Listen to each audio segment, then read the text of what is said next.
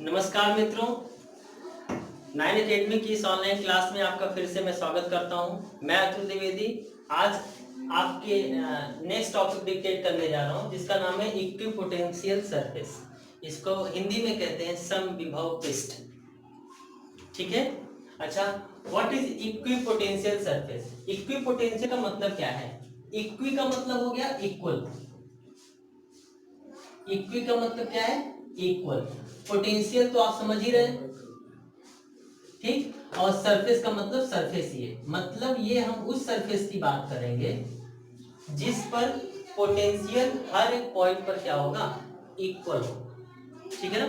मतलब क्या है कि अगर मैं कोई यहां पर मैं कहता हूं इस गिवन स्पेस में एक इलेक्ट्रिक फील्ड प्रेजेंट है और इस इलेक्ट्रिक फील्ड में कई सारे पॉइंट को मैं मार्क कर लेता हूं। मैं कहता हूं यहां पर मार्क कर लूं, यहां पर मार्क कर लूं, यहां पर मार्क कर लूं, यहां पर मार्क कर लूं। कहने का मतलब किसी गिवन स्पेस में मैं कई सारे पॉइंट को मार्क कर लेता हूं। अच्छा, पॉइंट आपको किस तरह सेलेक्ट करने हैं? पॉइंट आपको सेलेक्ट करने हैं ये देखकर कि उस पॉइंट पर पोटेंशियल सेम होना चाहिए, इक्वल होना चाहिए। मैं कहता हूं इस ए पॉइंट पर पोटेंशियल कितना है? 10 वोल्ट। इस बी पॉइंट पर भी पोटेंशियल कितना है? 10 वोल्ट। यहां पर भी कितना है? 10 वोल्ट। और इस डी पॉइंट पर भी पोटेंशियल कितना है? 10 वोल्ट। इसका मतलब क्या है कि इस स्पेस में मैं ऐसे कई सारे पॉइंट ओरिजिनेट कर सकता हूं, निकाल सकता हूं, जहां पर पोटेंशियल कितना होगा? 10 वोल्ट। ठीक है ना। तो हर एक पॉइंट का मैं कलेक्शन बनाऊं और उस पॉइंट को जोड़ दूं। जोड़ने का मतलब हर एक पॉइंट को मैं क्या कर दूं? जोड़ दूं। तो आपको दिखेगा क्या? एक ऐसा सरफेस देखने को मिलेगा जहां पर किसी भी पॉइंट पर आपको पोटेंशियल सेम मिलेगा। और इस तरह के सरफेस को हम क्या कहेंगे? Equipotential surface. मतलब क्या है इक्विपोटेंशियल सरफेस का? मतलब क्या है कि किसी गिवन स्पेस में जहां पर इलेक्ट्रिक फील्ड प्रेजेंट है, उन सारे पॉइंट्स का कलेक्शन है जहां पर पोटेंशियल क्या है? सेम है। ठीक है ना। ऐसे सरफेसेस को हम क्या कहते हैं? इक्विपोटेंशियल सरफेस कहते हैं, जिसे कहते हैं समविभव पृष्ठ। ठीक है ना। अच्छा, सेकेंड थिंग, अब आप बताइए कि अगर मेरे पास कोई एक ऐसा स्पेस है जहां पर पोटेंशियल सेम है। कहने का मतलब हमारे पास एक ऐसा सरफेस है जहां पर हर एक पॉइंट का पोटेंशियल क्या है? सेम है। ठीक है ना। तो होगा क्या? मैं कहता हूं मेरे पास एक सरफेस ऐसा है और इस सरफेस पर मैं कहता हूं कि हर एक पॉइंट पर पोटेंशियल क्या है? सेम है। यहां भी पोटेंशियल V है, इस पॉइंट पर भी पोटेंशियल कितना है? V है। इस पॉइंट पर भी पोटेंशियल कितना है? V है। कहने का मतलब इस सरफेस के किसी भी पॉइंट पर अगर मैं पोटेंशियल को निकालूं तो कितना है? V वोल्ट है। ठीक है ना। अच्छा, फिर हम काम करते हैं कि इस A पॉइंट से इस B पॉइंट तक किसी भी चार्ज को मूव कराते हैं। मतलब क्या है? किसी चार्ज को मैं इस A पॉइंट से B पॉइंट की तरफ शिफ्ट कर रहा हूं। ठीक है ना। उस केस में क्या होगा आप बताइए? जब चार्ज को आप A पॉइंट से B पॉइंट की तरफ शिफ्ट करेंगे तो इस केस में क्या आप इस सिस्टम पर कोई वर्क करेंगे या चार्ज को कैरी करने में आप कोई वर्क करेंगे? आपका आंसर होगा वर्क डन क्या होगा?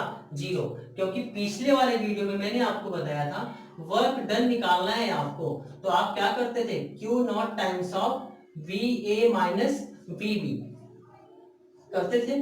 मगर इस सरफेस की प्रॉपर्टी क्या है? ये सरफेस कैसा सरफेस है? इक्विपोटेंशियल सरफेस है।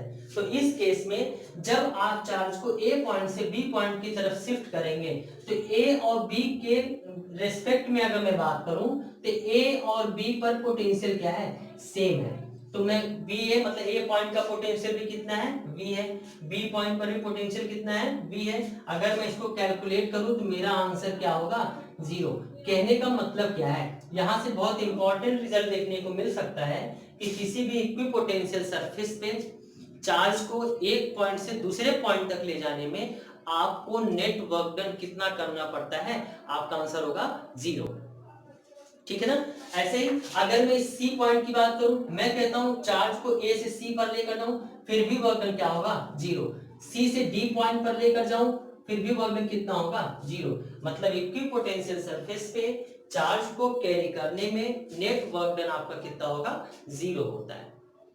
ठीक है ना। अच्छा, तो इक्विपोटेंशियल सरफेस का सीधा सा मतलब आपको समझ में आ चुका है। स्पेस में उस सारे पॉइंट का कलेक्शन है जहां पर हर एक पॉइंट का पोटेंशियल क्या होगा, सेम होगा। ठीक है ना।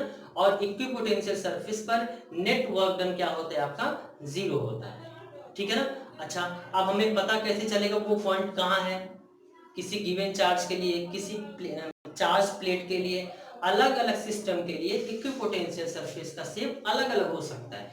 जैसे फॉर एग्जांपल मैं आपको बताऊं, मैं कहता हूं किसी स्पेस के किसी भी पॉइंट पर आपके पास एक स्टैटिक चार्ज है। स्टैटिक चार्ज का मतलब आपको पता है, चार्ज रुका हुआ है। ठीक है ना। मैं कहता हूं इस स्पेस में किसी एक पॉइंट पर यहां पर चार्ज कितना है, +q। ठीक है ना। अच्छा, अब देखिए क्या होना है, इस प्लस चार्ज से 1 मीटर की डिस्टेंस पे मैं कई सारे पॉइंट का कलेक्शन बनाऊं। मैं कहता हूं यहां से 1 मीटर की डिस्टेंस पे यहाँ एक पॉइंट है, यहाँ भी एक पॉइंट है, यहाँ भी एक पॉइंट है। कहने का मतलब ऐसे बहुत सारे पॉइंट मैं कलेक्ट कर सकता हूं जो इस चार्ज से 1 मीटर की डिस्टेंस पर है। अभी यहाँ पर जो मैं फिगर बना रहा हूँ ये 2D है, क्योंकि 3D बनाना इस पर पॉसिबल नहीं है। मैं ये भी तो कह सकता था ये चार्ज, ये जो पॉइंट मैंने कलेक्ट कर रखे हैं, ये पॉइंट इस चार्ज से यहाँ पर हो, ये भी 1 मीटर की डिस्टेंस पर हो सकता है कि वो पॉइंट इस चार्ज के अंदर की तरफ 1 मीटर की डिस्टेंस पर हो। कहने का मतलब अगर हम इमेजिन करें तो एक तरह का फुटबॉल जैसा शेप है जिसके सेंटर पर एक चार्ज है। ठीक है ना।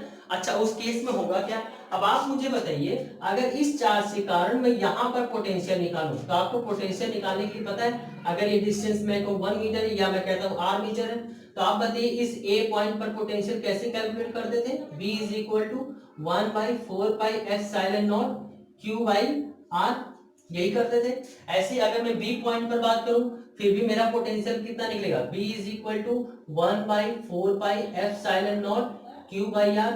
ऐसे ही अगर मैं इस पॉइंट पे निकालूं तो सेम वही रिजल्ट आपको देखने को मिलेगा 4πε0 q/r। कहने का मतलब जितने भी पॉइंट मैंने इस स्पेस में रिप्रेजेंट कर रखे हैं, हर एक पॉइंट पर पोटेंशियल क्या होगा, सेम होगा। ठीक है ना। अब हमें बनाना है इक्विपोटेंशियल सरफेस, तो सीधा सा मतलब है इन सारे पॉइंट को मैं क्या करूंगा, जोड़ दूंगा। तो ये जो सरफेस आपको देखने को मिलेगा, ये सरफेस कैसा सरफेस होगा, इक्विपोटेंशियल सरफेस होगा। ठीक है ना।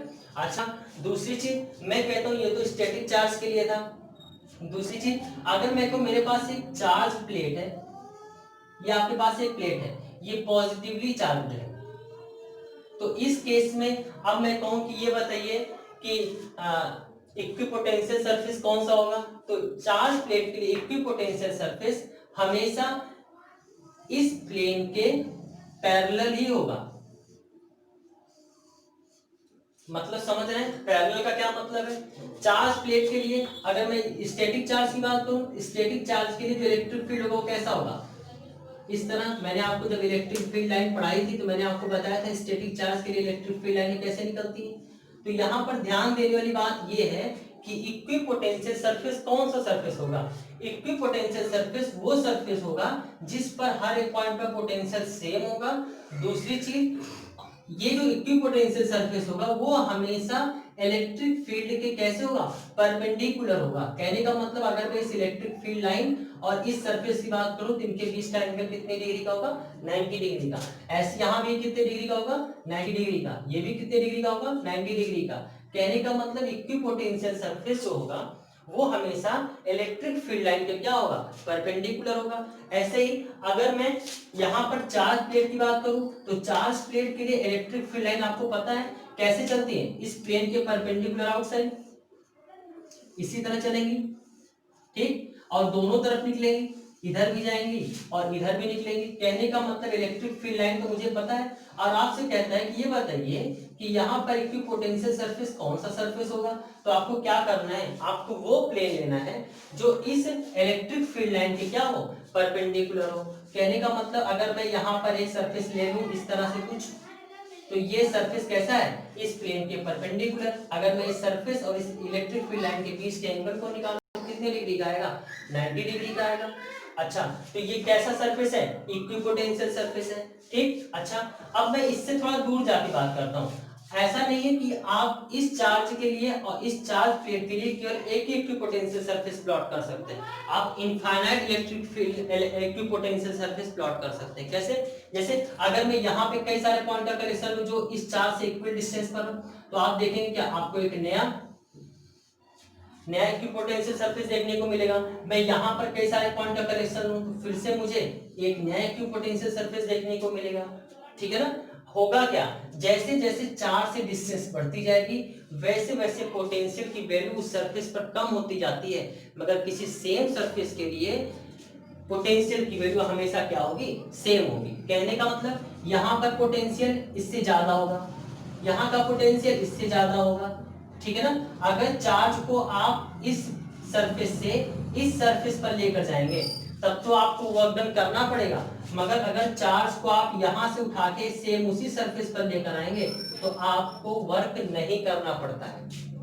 ठीक है ना, जब भी आप एक सरफेस इक्विपोटेंशियल सरफेस से दूसरे इक्विपोटेंशियल सरफेस पर शिफ्ट करते हैं उस टाइम पर आपको वर्क डन करना होगा, मगर सेम सरफेस इक्विपोटेंशियल सरफेस के लिए वर्क डन की वैल्यू हमेशा क्या होगी, जीरो होगी। ठीक, ऐसे में यहाँ की बात करूं तो यहाँ भी आप देख सकते हैं बहुत सारे सरफेस देखने को मिल सकते हैं, आप बहुत सारे सरफेस इसके परपेंडिकुलर स्लाइस की तरह काट सकते हैं। ठीक, अच्छा इस प्लेट से यहाँ पर पोटेंशियल अलग, यहाँ पे पोटेंशियल, यहाँ पे पोटेंशियल, यहाँ पे पोटेंशियल, हर एक प्लेट का पोटेंशियल क्या है होगा। अच्छा, तो यहां से चार्ज को यहां तक ले जाऊं, यहाँ का पोटेंशियल अगर 10 वोल्ट है, यहाँ का पोटेंशियल कितना है, 3 वोल्ट है, तब तो आपको वर्क डन करना पड़ेगा। मगर अगर चार्ज को मैं यहाँ से लेके उसी सरफेस पर यहाँ लेकर आऊं तो वर्क डन की वैल्यू क्या होगी, जीरो होगी।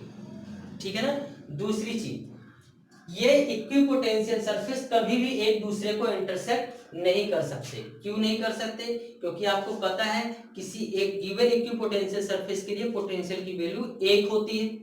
ठीक, मैं कहता हूं अगर यहाँ पे ये इक्विपोटेंशियल सरफेस है और यहाँ का पोटेंशियल कितना है, 10 वोल्ट है, तो यहाँ भी कितना होगा, 10 वोल्ट, यहाँ भी कितना होगा, 10 वोल्ट। अब मैं ये कहूं ये 3 वोल्ट वाला जो इक्विपोटेंशियल सरफेस है वो इस तरह ना हो कि इस तरह से है, मैं अलग से बना देता हूं। आपके पास एक इक्विपोटेंशियल सरफेस ये कितने वोल्ट का है, 10 वोल्ट का। अब मैं कहता हूं एक इक्विपोटेंशियल सरफेस ये कैसा है, 3 वोल्ट का। तो अब आप बताइए इनके इंटरसेक्शन पॉइंट पर आप बताइए कि क्या ये पोटेंशियल 10 वोल्ट होगा या फिर 3 वोल्ट होगा।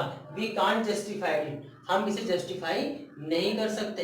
कहने का मतलब इस गिवन पॉइंट पर कितने पोटेंशियल देखने को मिल सकते हैं, एक तो 10 वोल्ट देखने को मिल सकता है, एक तो 3 वोल्ट देखने को मिल सकता है, जो कि पॉसिबल नहीं है। कहने का मतलब सीधा सा है कि इक्विपोटेंशियल सरफेस कभी भी एक दूसरे को इंटरसेक्ट नहीं करते हैं। ठीक है ना, दूसरी चीज, इक्विपोटेंशियल सरफेस का जो फ्लो है वो हमेशा हाई पोटेंशियल से लो पोटेंशियल की तरफ शिफ्ट होता है। ठीक, छोटे छोटे कॉम्पिटिटिव एग्जाम में आपसे पूछे जा सकते हैं। ये एक्स एक्सिस बना दी गई, ये वाई एक्सिस है, आपके पास इक्विपोटेंशियल सरफेस कुछ ऐसे है। ठीक, यहाँ पर 10 वोल्ट है, यहाँ पर 8 वोल्ट है, यहाँ पर 6 वोल्ट है। तो अब आपसे कहा जाए एक 1 कूलम चार्ज को इस ए पॉइंट से बी पॉइंट तक ले जाने में आपको कितना वर्क डन करना पड़ेगा। तो आप सीधा सा कर सकते हैं, work done W is equal to charge कितना है 1 और दोनों के बीच का पोटेंशियल डिफरेंस कितना है 10 माइनस 8। तो यहां से आपको कितना वर्क डन मिल जाएगा 2 जूल। ठीक, अगर कोई कहता है ये बताइए इस 1 कूलम चार्ज को यहां से ले जाके मैं यहां पर ले जाना चाहता हूं तो वर्क डन कितना है, तो आपको देख के समझ में आना चाहिए कैसे सरफेस है, इक्विपोटेंशियल सरफेस है। तो इस ए पॉइंट से सी पॉइंट तक ले जाने में आपको वर्क डन क्या करना पड़ेगा, 0।